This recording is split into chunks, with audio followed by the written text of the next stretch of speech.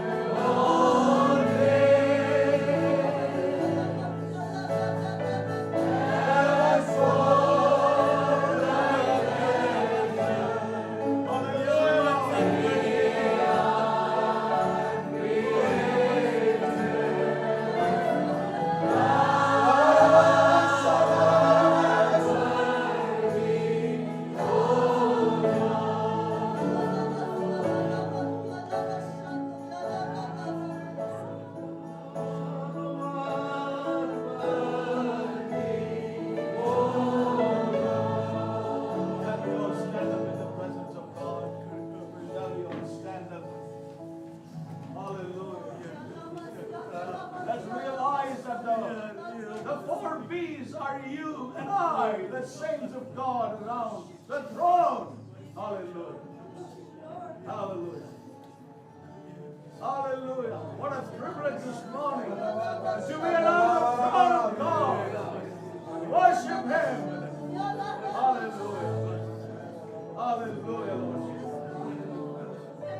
Hallelujah.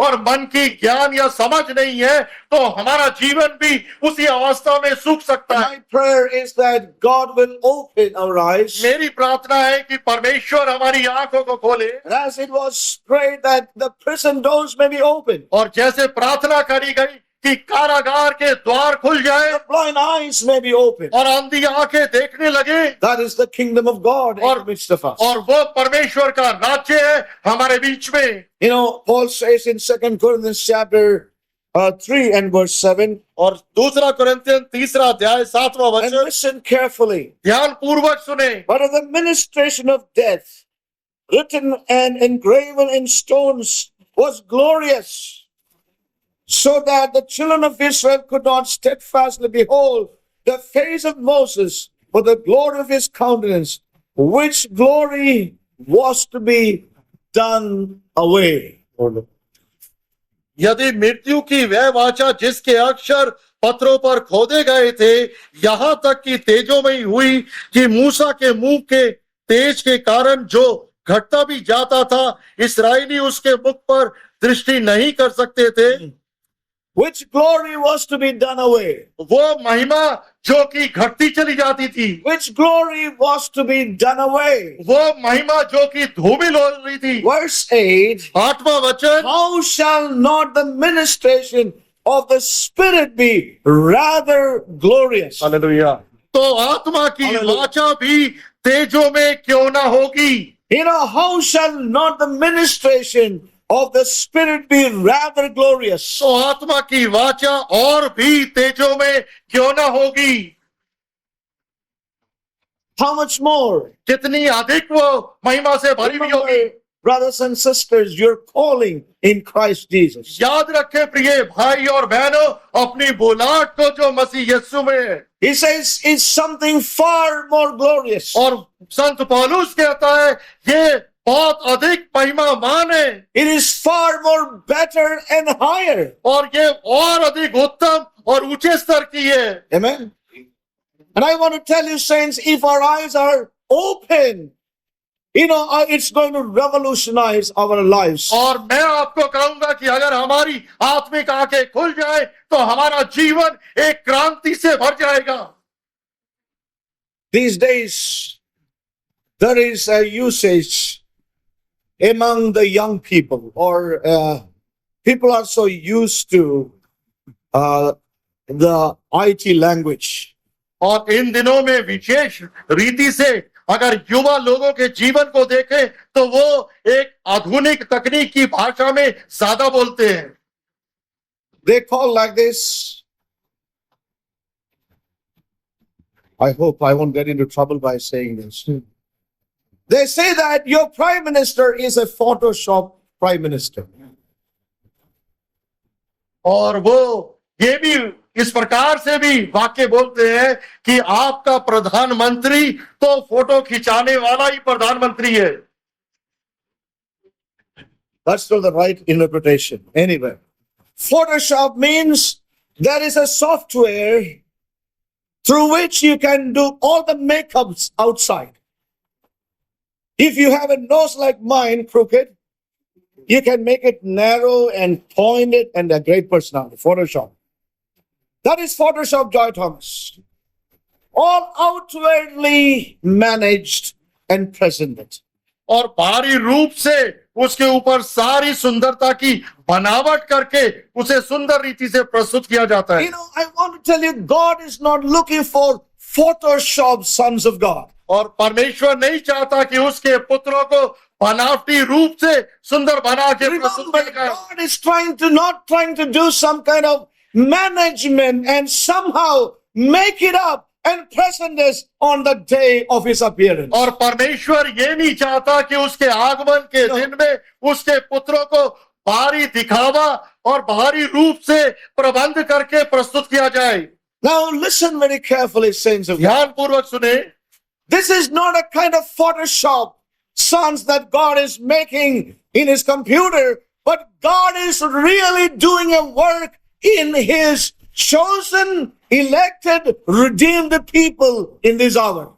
लेकिन परमेश्वर अपने पुत्रों को एक बनावटी श्रृंगार के द्वारा नहीं कार्य कर रहा, बल्कि वास्तविकता के अंदर उनके जीवन के अंदर कार्य कर कर उनको वहां पर लेके आना We चाहता है। realize what they shall be at the end shall be fully and completely that which God has desired of them from inside out. और हमें इस बात का एहसास हो जाना चाहिए Hallelujah. कि उस अंतिम दिन के ऊपर उसके पुत्र संपूर्ण रीति से वैसे ही हो जाएंगे जैसे वो उनको चाहता है। Listen carefully, my dear brothers and sisters. ध्यान पूर्वक सुने परमेश्वर के लोगों, The ministration, how shall not the ministration of the Spirit be rather glorious? तो आत्मा की वाचा और भी तेजों में क्यों ना होगी? It is far more glorious than what we see in the old covenant. और वो अधिक महिमा से भरी भी होगी जितना हम पुराने वाचा में देखते हैं। And we need to know that this is the covenant God has made in and through the death, the cruel death, the death on the cross of his only begotten Son. और हमें ये बात जानने की जरूरत है कि परमेश्वर ने हमारे लिए ये नई वाचा रखी है अपने पुत्र प्रभु यीशु मसीह की निर्पूर बलिदान के द्वारा, जो उसने लहू बहाया क्रूस पर, उसके द्वारा उसने ये हमारे लिए संभव करा। You know, I want to say that God is not doing some outward patchwork, but God wants to do a work deep within us, change us from inside out, bring us into the conformity of his Son. और परमेश्वर कोई भारी रूप से दिखाने के लिए कार्य नहीं कर रहा, बल्कि वो हमारे भीतरी रूप से बाहरी रूप के लिए एक वास्तविकता का कार्य कर रहा है। Today we see majority of God's people who are born again, baptized and spirit-filled, they're stuck with a service unto God. और आज मसीहत के अंदर बहुसंख्या को हम देखते हैं जिनका उद्धार हुआ, नया जन्म पाया, पानी और पवित्र आत्मा का बपतिस्मा लिया, वो सिर्फ परमेश्वर की सेवा करने के लिए फंस गए हैं।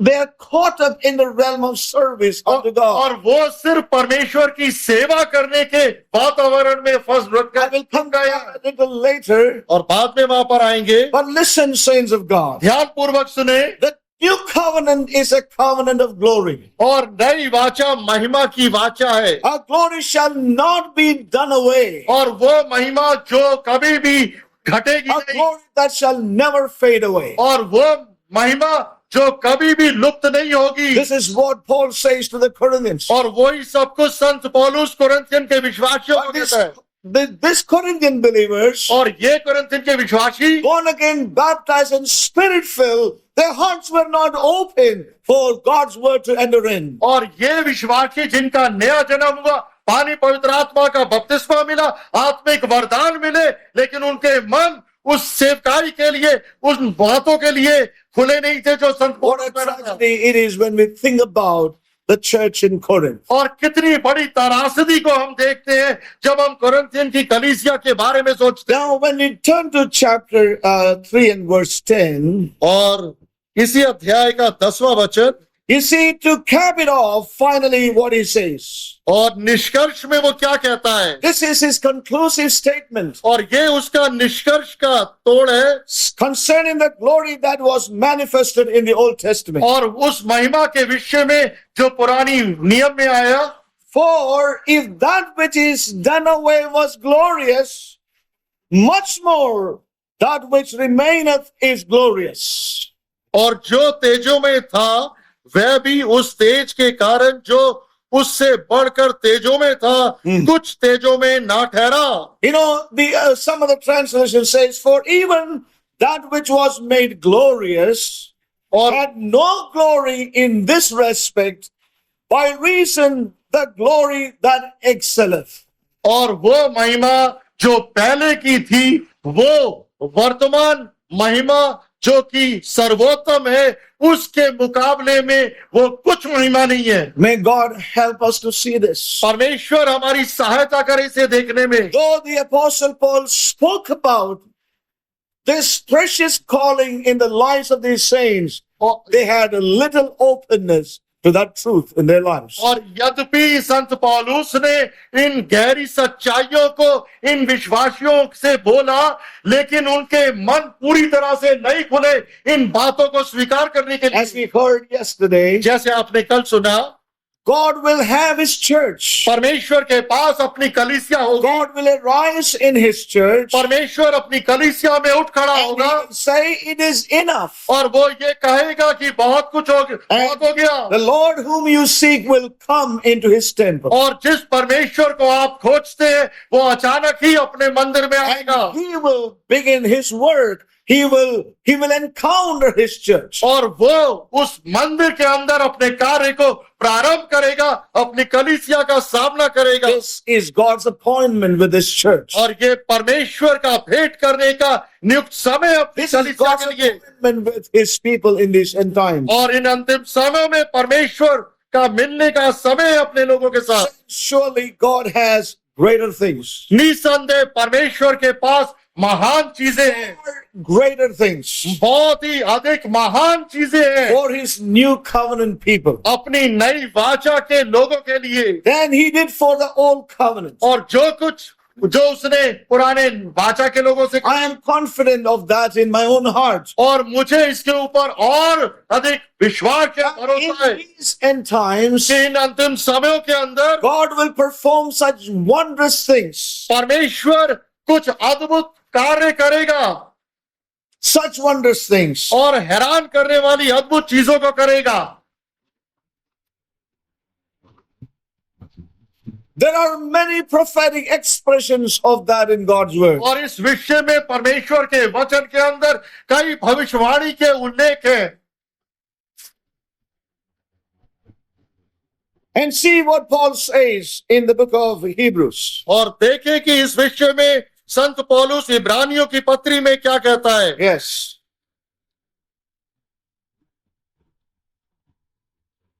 Book of Hebrews इब्रानियों की पुस्तक and chapter 2. और दूसरा अध्याय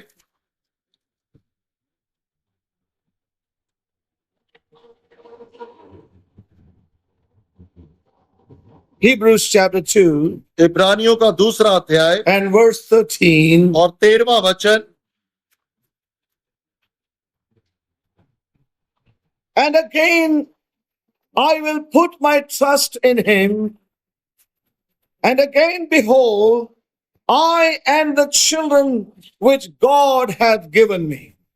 और फिर ये मैं उस पर भरोसा रखूंगा, और फिर ये देख मैं उन लड़कों सहित जिसे परमेश्वर ने मुझे दिए हैं, I and the children which God hath given me. और मैं उन लड़कों सहित जिसे परमेश्वर ने मुझे दिए। You know, that doesn't make much sense when we read that sometimes. और इस वचन को जब हम पढ़ते हैं तो अधिक नहीं समझ पाते, But if you read through, it makes a great sense to us. लेकिन जब हम दूसरे वचनों के प्रवाह के साथ पढ़ते हैं तो हमें अधिक अर्थ पता चलता है। It's so prophetic, it's so deep. और ये बहुत भविष्यवाणी के और गहराई के वचन है। Where did Paul quote this from is very, very significant. और कहां से संत पौलुस ने इन वचनों को लेकर यहाँ पर बताया, He quoted it from Isaiah और उसने ये चीजें यशा की पुस्तक से ली। chapter 8 यशा की पुस्तक 8वां अध्याय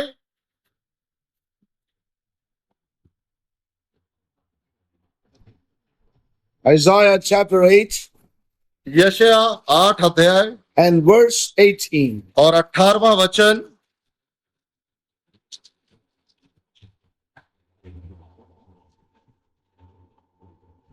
Behold, I and the children whom the Lord hath given me are for signs and for wonders in Israel from the Lord of hosts, which dwelleth in Mount Zion.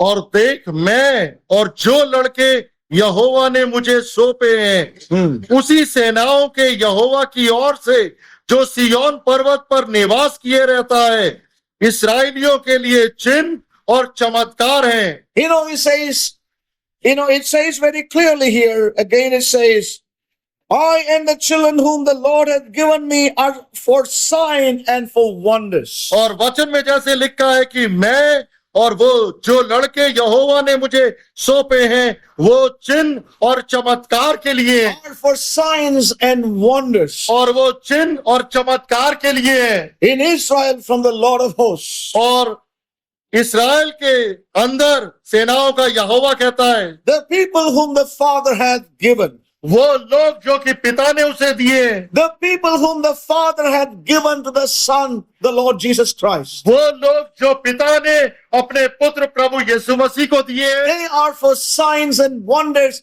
That's what that scripture says. और वो चिन्ह और चमत्कार के लिए है, जैसे वचन कहता है। Brings that from Isaiah and quotes in the book of Hebrews and chapter 2. और संत पौलुस यशा की पुस्तक से लेके ये वचन इब्रानियों के अध्याय में यहाँ पर बोलता है, And talks about this is talking about the new covenant people. और यहाँ पर वो नई वाचा के लोगों को ये बता रहा है, The people whom the Father hath given to the Son. और वो लोग जो कि पिता ने पुत्र को दिए हैं, Hallelujah. They are for signs and wonders in the earth. और वो इस पृथ्वी के ऊपर चिन्ह और चमत्कार के लिए है। That is the calling of the new covenant saints. प्रियो, ये नए विश्वासियों की बुलाहट है। And I want to tell you the church will move to that realm as we come to the end times. और मैं आपको कहूंगा कि कलीसिया उस दिशा की तरफ प्रगति करेगी इस अंतिम समय के अंदर। You know, their very lives they live और जिस रीति से वो जीवन and जिएंगे the works they perform और जो वो कार्य करेंगे, will become a sign and a wonder in the earth. और वो इस पृथ्वी के ऊपर एक चिन्ह और चमत्कार के रूप में हो Now, जाएगी। it was so true in a sense in the days of even Noah. और ये बिल्कुल सच था यहाँ तक कि नूह के दिनों में भी। The lives of Noah and family और नूह और उसके परिवार का जीवन and the works that they did in those times, और वो कार्य जो उन्होंने अपने समय में करा, you know, it was a sign and a wonder on the earth at that time. और उस समय में वो पृथ्वी के ऊपर एक चिन्ह और चमत्कार के रूप में As थे। we read in the book of Hebrews 11, और जैसे हम इब्रानियों के 11वें अध्याय as we read it from the New Century Version, और एक दूसरे अनुवाद से पढ़ते हैं, New Century Version says, Noah proved, shown the world that the world is wrong. और नूह ने संसार को प्रमाणित कर दिया कि संसार दोषी था, गलत था। You know, that is the calling of the church. और वो कलीसिया की बुलाहट है। The sons that God has given to Jesus Christ, वो पुत्र जो पिता ने प्रभु यीशु मसीह को दिए, his sonship or the sons of God in this end time, they are to be a sign and a wonder in the earth in this end times. और उसके पुत्र इस पृथ्वी के ऊपर इस अंतिम समय के अंदर एक चिन्ह और चमत्कार होंगे। That is the calling of his church. और वो इस कलीसिया की बुलाहट है। You know, that is what we are called to be in these end times. और ये brothers and sisters. वो चीज है जिसके लिए हमें बुलाया गया है इन अंतिम समय में। No, many a time people say, कई बार लोग कहते हैं well, I know what God is after. कि मैं जानता हूँ परमेश्वर किस चीज के Yes, पीछे है। God will have a glorious church परमेश्वर के पास महिमा से भरी हुई कलीसिया होगी, without spot and wrinkle. बगैर दाग धब्बा झुर्री के। And it's all going to happen when we go to heaven. और ये सारा कार्य तब होगा जब हम स्वर्ग में जाएंगे। God will have a glorious church. परमेश्वर के पास तेजों में कलीसिया होगी, God will have his sons. परमेश्वर के पास अपने पुत्र होंगे, And all that will happen when we are raptured out of this earth. और ये सारी चीजें तब होंगी जब हम पृथ्वी से स्वर्ग रोहण होगा। Saints, listen. परमेश्वर के लोगों ध्यान पूर्वक सुने, Jesus came from heaven to earth. मसीह यीशु आकाश से स्वर्ग से पृथ्वी पे आया। Amen.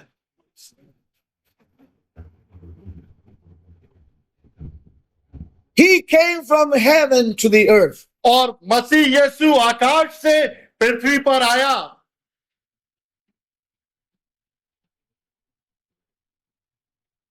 To bring about, to fulfill. There's a man